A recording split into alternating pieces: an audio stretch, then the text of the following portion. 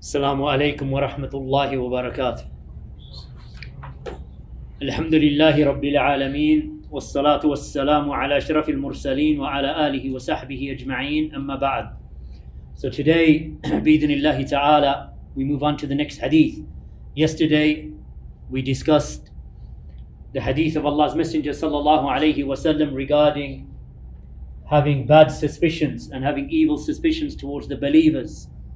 That the Prophet sallallahu alaihi wasallam warned us from delving into having bad thoughts and evil suspicions towards other righteous Muslims, and that a person, if he was to do that, then he will cause the corruption of those people. Just by having evil thoughts, he will lead to evil actions, and that person is responsible. Allah subhanahu wa ta'ala places him under a care of responsibility that he treats the people with goodness and with kindness, and those who are people of Sunnah, worshipping Allah, known for goodness, that you do not harbor evil suspicions towards them. As for today's hadith, then this is hadith number 249 from this tremendous work of Imām al-Bukhari rahimahullah ta'ala, that is entitled Adab Al Mufrad. So this discusses this work, it discusses the noble character and the manners of the Prophet sallallahu alaihi wasallam and his companions radiyallahu anhum. So this hadith is hadith number 249. And Imam al-Bukhari brings his chain of narration by stating, Haddathana Muhammad ibn Ubaidillah, that Muhammad ibn Ubaidillah narrated to us. And he said, Haddathana Hatim, that Hatim narrated to us from Muawiyah ibn Abi Muzarrid, from his father, who said that I heard Abu Hurraira, the companion Abu Hurraira radiyallahu anhu, saying, these two ears of mine have heard, and these two eyes of mine have seen Allah's Messenger sallallahu alayhi wasallam take the palms of Hassan, his grandson, or Hussein, into his own hands, and he put his little feet on the feet of Allah's Messenger sallallahu alayhi wasallam. So the Prophet sallallahu alayhi wasallam said to him, climb up. So the boy, he climbed up, meaning his grandson, Al-Hassan or Al-Hussein, he climbed up until his feet were on the chest of Allah's Messenger sallallahu alayhi wasallam. Then the Prophet sallallahu alayhi wasallam said to him, open your mouth. So then he kissed him. And then he said, O Allah, love him, for indeed I love him. So this hadith is collected by Imam al-Bukhari here in this particular work, Al-Adab Al Mufrad. However, the hadith is da'if. The hadith, it is weak. However, the dua that the Prophet sallallahu alaihi wasallam that he mentioned, it is authentically reported in the two Sahihs, meaning Bukhari and Muslim. Of course, Imam al-Bukhari has other works.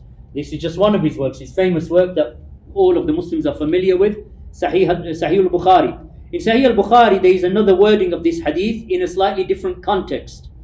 And that hadith states that Imam al-Bukhari, rahimahullah, and likewise Imam Muslim, Imam al-Bukhari, I think it is in the chapter of garments, and likewise Imam Muslim in his narration, and this is the wording of Imam al-Bukhari from Abu Hurraira, that Abu Hurraira said, كنت مع رسول الله صلى الله عليه وسلم في سوق من أسواق المدينة. He said that I was with Allah's Messenger sallallahu alayhi wasallam in a market from the marketplaces of Medina. So he turned, the Prophet sallallahu alayhi wasallam turned. So he said, and I turned. And then he said, where is that child? Where is the child? Where is the child? And he said it 3 times sallallahu alayhi wasallam. Then he said, Ud'u al-Hasan bin Ali. He said, call Hassan, the son of Ali, meaning go and call my grandson. So Al-Hasan bin Ali, he came, and around his neck was a beaded necklace. So the Prophet sallallahu alaihi wasallam stretched out his hands, and Hassan did the same, meaning that the Prophet sallallahu alaihi wasallam indicated with his hands, and he stretched them out. And Hassan radiyallahu anhuma, as a young child, he did the same. Then the Prophet sallallahu alaihi wasallam embraced him, and he said, Allahumma inni uhibbuhu fa'ahibbahu wa ahibba man yuhibbuhu. Allahu Akbar. He said, "Oh Allah, I love him, so love him too, and love those who love him." Abu Hurraira radiallahu anhu, who was the companion watching all of this take place, he said, since Allah's Messenger sallallahu alayhi wasallam said those words, none has been more dearer to me than Hassan, the son of Ali radiallahu anhuma. In the narration of Imam al-Bukhari, there is another wording from Bukhari and Muslim, from Bara'a radiallahu anhu, who said that I saw the Prophet sallallahu alayhi wasallam carrying Al-Hasan upon his shoulders, and he was saying, Allahumma inni uhibbuhu fa'ahibbahu. Oh Allah, indeed I love him, so you love him. This hadith, my brothers and sisters, even though the hadith of Adab Al Mufrad from Amana, from the trust that the people of knowledge they must have, and anyone who's teaching he must have, it is not allowed for him to lie about a hadith of Allah's Messenger sallallahu alayhi wasallam. The Prophet sallallahu alayhi wasallam said that whomsoever narrates from me that which I did not say, then let him take his seat in the hellfire.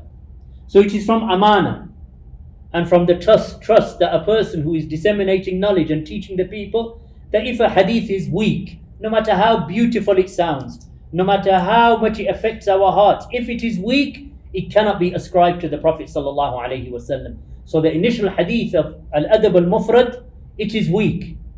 But the fact that there are other narrations in a slightly different context, like the narration of Abu Huraira and the narration of Al-Bara, that both of these narrations are authentic, slightly different context. One of them mentions that Al-Hasan was upon his shoulders. The other one mentions that they were in the marketplace and the Prophet ﷺ called for his son, "Where is Hassan?" His grandson, "Where is Hassan? Where is that child?" He was looking around sallallahu alayhi wasallam, such that Abu Huraira started looking around. He says, "Where's that boy? Where's that young child? Where is Hassan? Call Hassan bin Ali." And this is another point of benefit for us also, that how the Prophet sallallahu alayhi wasallam honored Ali also radiyallahu anhu. He's specifying a particular grandson and honoring his father, Al-Hasan, the son of Ali radiyallahu anhuma. So in these hadith is a proof, first and foremost for us, as far as the context of the hadith is concerned, that we refer to the authentic hadith and they are sufficient for us, than to be quoting weak hadith. Because weak hadith you cannot ascribe to the Prophet ﷺ. It cannot be said that the Prophet ﷺ said and yet the hadith is weak, because that means he didn't say it. It means that there is a weakness in the chain of narration. And you find many of the Muslims today that of course the hadith literature runs into tens and thousands. Just the Musnad of Imam Ahmad ibn Hanbal rahimahullah ta'ala has 40,000 and odd narrations. One book of Imam Ahmad. But not all of the hadith are authentic. He brings his chains of narration, so it is upon the scholars of hadith throughout the age, because he has fulfilled his trust. What was his trust? I am narrating to you a hadith with this chain of narration. It doesn't mean that every single narrator is trustworthy, precise, reliable, that he has precision in narrating. I'm not saying that. All I'm saying to you is, here's my chain of narration. Imam al-Bukhari did that, Ibn Abi Shayba did that, Imam Malik did that in his Muwatta, Abu Dawud did that, At-Tirmidhi did that, Ibn Majah did that. All of the scholars were doing that in hadith, except Bukhari and Muslim, because they set themselves a task. Bukhari and Muslim, when they narrated hadith, they had a particular intent in mind, that we will not gather in our works except that which is authentic. So therefore, they raise the bar high. Nothing will come into my work. Imam Bukhari in Sahih al-Jami' of Imam al-Bukhari, he said nothing will enter into it except that it meets certain conditions. And Imam Muslim followed him in those footsteps. As for many of the other scholars of hadith, that they did not raise the bar that high. What they said was, we're going to narrate the hadith with his chain of narration and we fulfill the amana. It wasn't just Bukhari and Muslim, that Ibn Khuzaymah did the same in his Sahih. He said, I'm only going to collect the hadith which are the most authentic, and he raised the level high, that I'm not going to include except that which is Sahih. That does not mean that every single hadith without fail. Why? Because these are human beings. And human beings fall short. It doesn't mean that every single hadith, that every scholar of hadith, whether it be Bukhari, whether it be Muslim, whether it be Ibn Khuzaymah, and they are the highest, and there are others similar to them, highest level, even Al-Albani, rahimahullah, Silsilatul Sahiha. That's why Shaykh Al-Albani always used to revise the hadith that he was collecting. Silsilatul Hadith Sahiha, now running into volumes. I can't remember what the full volume is, 10, 14, something like this. Da'ifa as well. But Al-Albani rahimahullah, just like the scholars before him, always used to revise the hadith that they have collected to make sure that if there's a mistake, they would make tarajur. They would always make recantation, check the hadith again, because that's the role of the scholar, to make sure the authenticity of the hadith. Anyway, coming back to the hadith itself, that we have what is sufficient in Bukhari and Muslim, that is authentic from the character of the Prophet sallallahu alaihi wasallam, that this is a proof of the utmost humility and humble character of the Prophet sallallahu alaihi wasallam towards the young and the old. He was merciful towards the children, and he was merciful towards this young boy, his grandson. He would play with him with cheerfulness and with good nature, bringing him happiness and joy. And he is the best of creation, meaning Muhammad sallallahu alaihi wasallam is the best of creation without exception. And in this beautiful conduct of Allah's Messenger sallallahu alaihi wasallam is guidance for the people to be merciful towards the young and towards the old, and showing humbleness and humility towards others is written as a reward for the one who does that with Allah subhanahu wa ta'ala. وصلى الله على محمد وصلى الله على محمد وعلى نبينا محمد وعلى آله وصحبه وسلم. And upon that, inshallah, we will finish for today. وجزاكم الله خيرا. Jazakallah khair. Our brother and Al-Ustad Tariq Brohi, Hafidhahullah Ta'ala, he has asked a pertinent question regarding the hadith that the Prophet sallallahu alaihi wasallam, when he called Hassan, فقام الحسن بن علي يمشي وفي عنقه السخاب, that Ali bin Hassan, as a young boy, as a young child, that he came to the Prophet sallallahu alaihi wasallam, and around his neck was a beaded necklace.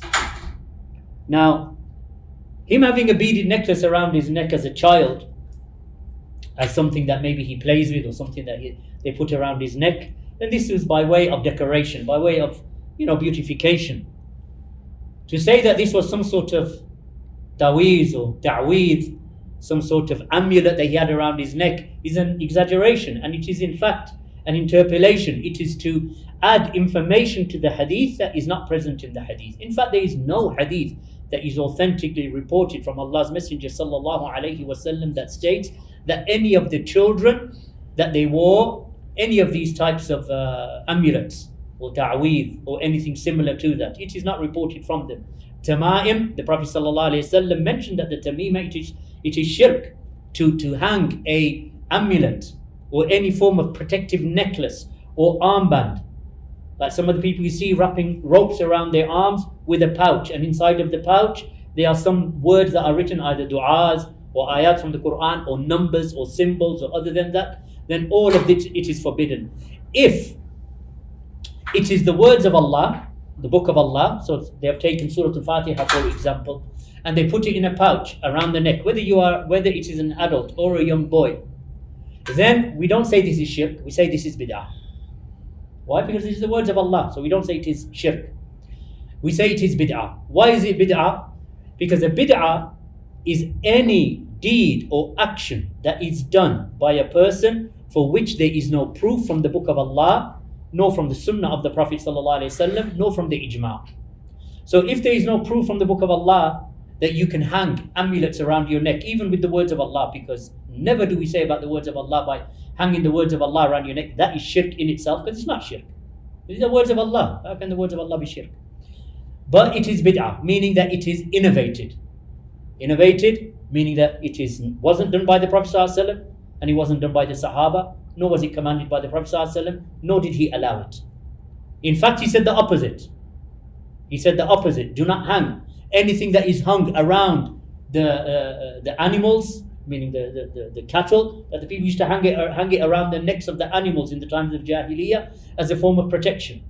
Or anything that is hung around any person or child, the Prophet ﷺ commanded it to be cut off. For indeed, it will not bring you any benefit, it will only bring you harm, as occurs in some narrations. So all of this is forbidden, and it is clearly forbidden. And there are chapter headings in Kitab al-Tawheed of Shaykh al-Islam, chapter headings with ayat and hadith that clearly forbid, and are far from the Sahaba that forbid the hanging of amulets.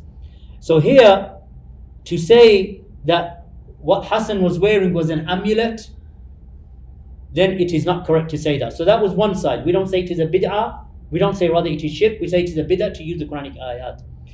However, if a person is hanging something around his neck, and by way of that he's calling upon other than Allah, so maybe there is something in there that calls upon a jinn. So some people believe that there is a jinn in a certain cave, in a certain part of Yemen, and they will call upon that jinn and they will say, Ya Fulan, bring this child, or bring this car, or bring this animal, or bring my wife or my mother protection, and they wrap it up, and they seal it up, and then they wrap it into a leather pouch, and then they put it on the arm or the neck. Then that is shirkul akbar, because that is to actually to take refuge and to seek refuge from the jinn or from the ones in the graves and so on. So that is something that is clearly shirk, and it is not allowed, because now they have removed themselves from trusting and relying in Allah to a jinn or to a dead one in his grave. As for people that they use symbols and numbers and so on, then all of that is just basically fraud. They're frauding the people with symbols and numbers, and that is from the habits of the Jews. Because the Jews, what they used to do with the Torah is that they used to turn the letters of the Torah, the words of the Torah, into numerical formulations. So they used to take chapters of the Torah, which is what the Jews today refer to as the Torah, and they used to make numerical formulations. So they used to say, this chapter of the Torah has this numerical formulation, 6, 8, 4, 3, and then a line, and 4, 2, 8, and they used to make a formulation as representation of something in there. But in reality, they were playing with the deen of Allah subhanahu wa ta'ala. So what Muslims started doing from the deviant ones, that they started making numerical formulations of the Quran as well. Like, for example, if I was to say to anyone from a Muslim living in India or Pakistan, what does 786 mean? There you go. Anything that, if you say to a Muslim living in, obviously in Saudi Arabia or in Kuwait or in Egypt, 786, say what? 786, is that your door number? Your phone number? What is it? They don't know. This is a numerical formulation innovated. And they have other numerical formulations. And in there may be, and Allah subhanahu wa ta'ala knows best, that the one who is writing it, he has some connection with the devils from the jinn. He has some communication with them. And he throws in their numerical formulations and numbers and adiyah. And the words of Allah, they write them backwards or upside down, or one is right way around or one is the wrong way around. And then they introduce numbers into it and they wrap it up and they blow on it, like the blowing of the magicians. And then they give it to your child. You're going to put that around your child's neck?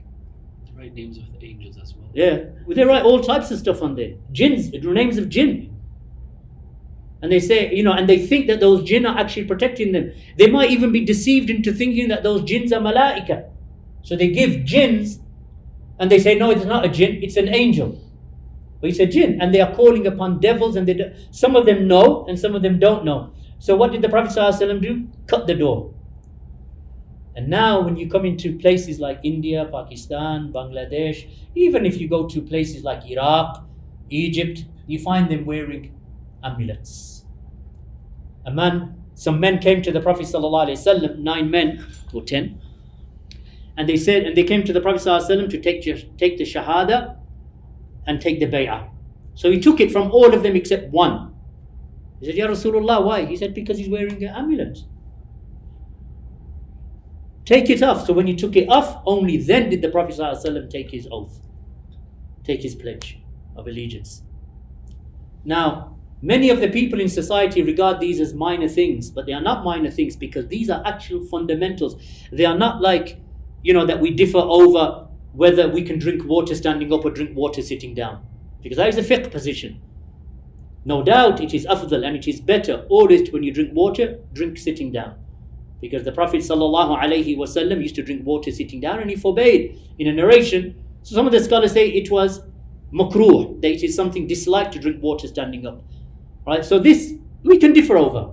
The narration of Ali radiallahu anhu, when they said to Ali, and he was drinking water standing up, they said, why do you drink water standing up? Indeed, the Prophet ﷺ, that he forbade drinking water standing up. He said, why? By Allah, I saw with my own eyes the Prophet ﷺ drinking water standing up.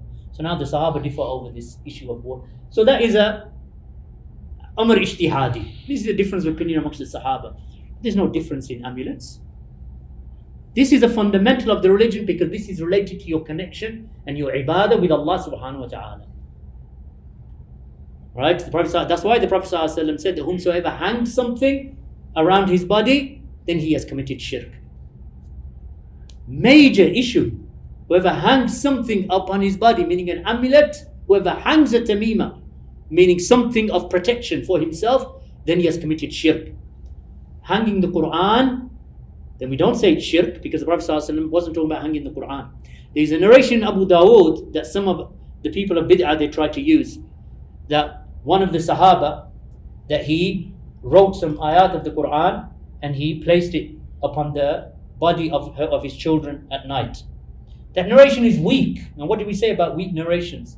You can't go to a weak narration and reject all of these authentic narrations, Bukhari and Muslim, Abu Dawood, narration after narration forbidding hanging of amulets and hanging of these tama'im and hanging of ta'aweez.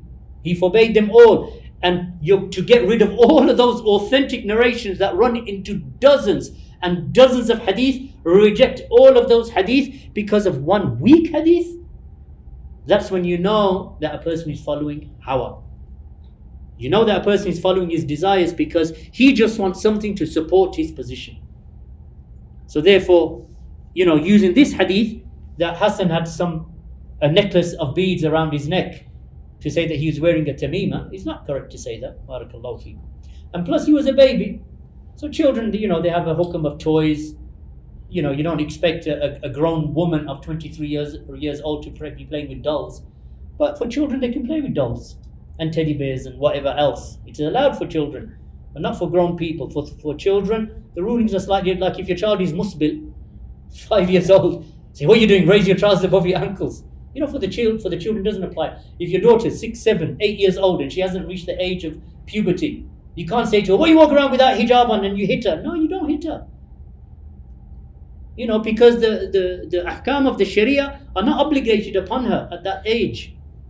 So for the children, the rulings are different than they are for adults. And of course, a grown man is not allowed to wear, jewelry and so on, except the ring. Except the ring. He's allowed to wear a ring because Prophet ﷺ wore a ring. As for the rest of the jewelry, like a man wearing an anklet, ajib. Or a man wearing a bracelet, because they think, nowadays, but you see it. Man wearing a bracelet, why are you wearing a bracelet? Because it looks nice. Well, why do you wear an anklet? Maybe that looks nice. Say, no, that's feminine. So how is that masculine and that's feminine? Men don't wear. This is not from the behavior of men to wear bracelets or to wear necklaces or to wear earrings. There's a lot of people wearing bangles in Pakistan. Yeah, I mean, seen that shit. Those steel bangles. Yeah. Steel, that's from the Sikhs. That's one of the 5, the kara. Yeah, all of that is haram from 2 aspects. Number 1, 3 aspects. Number 1, it is resemblant of an amulet. Number 2, it is imitating the kuffar. Number 3, it is imitating the women. From all 3 angles, it is haram. Kuffar, why do you want to wear the... because it's imitation of the Hindus as well because they wear bands around their... We are Muslims. We should have our own Islamic identity. We don't need anybody else's. Walillahil hamd. Allah has blessed us with Islam. We don't need anything else. And whatever is in the culture of our people, if Pakistan or Saudi Arabia or Egypt or Morocco, that doesn't oppose the Sharia, then there's no harm at all. So for example, the clothing that we're wearing, or whatever, the type of wrap around the head that you wear, or the trousers of the Turks, or the white trousers of the Syrians. And all of that is allowed. Why? Because there's no contradiction between that and the Sharia. Anything in the custom that does not contradict the Sharia, then we have no problem with it, because this is the urf of the people. This is the urf of the people, and the urf of the people we have no problem with, unless it contradicts the hadith. If it contradicts the hadith, you can take yourself and your urf and put it where it belongs, in the trash can, right? But the hadith, well, not that you go belong in the trash can, but the urf belongs in the trash can, all right? Because that custom, if it is not supported by Islam, or Islam contradicts it, then what do you put forward? If a person comes along and he says, well, in our customs in Pakistan, when a woman dies, we lock her up and tell her to shave her head. Say, no, you should be locked up and your head should be shaven as a punishment, not hers. She's in mourning. A mourning period is 4 months and 10 days. She doesn't have to shave her head. We're not Hindus. We don't imprison her, but she does stay in her family home. And she does not leave for 4 months and 10 days. And she does not beautify herself. And all her relatives help her if she needs anything and so on. And if she needs to go to the hospital or to the doctor, she's allowed to go and come back. But we do not behave like the Hindus. Or like the Jews, when a woman is in menstruation, they won't even touch a utensil that she's touched. They'll give her a private room and they don't even go near her or even talk to her. So that custom has got nothing to do with Islam. Aisha said, radiyallahu anha, when his wives were on menstruation, the Prophet ﷺ would do everything with them except the actual act of intimacy. But everything else he would do. He would kiss them, embrace them, so on and so forth, play with them, but he would not actually have the relationship, the intimate relationship itself. This is Islam.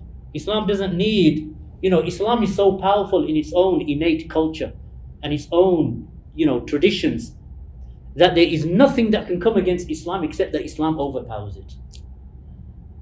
Because it's rooted in wisdom and revelation from Allah. There is no custom of the people, whether in marriage or divorce or death. Someone dies and, we have to do a big gathering for the people and feed 45 families that have come to mourn.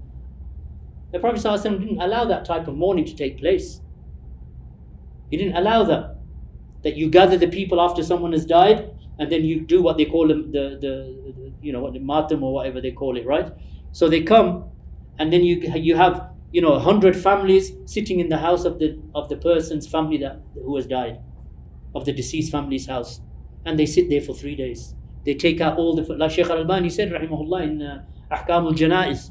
He said what they do is they take out the furniture of the house and they put it outside.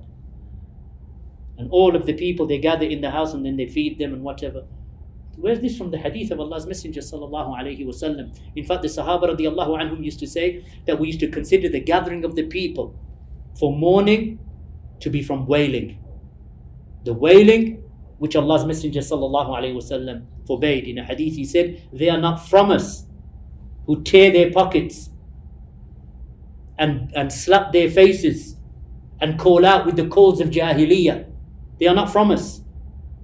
Mourning, first and foremost, should be done we don't care about culture.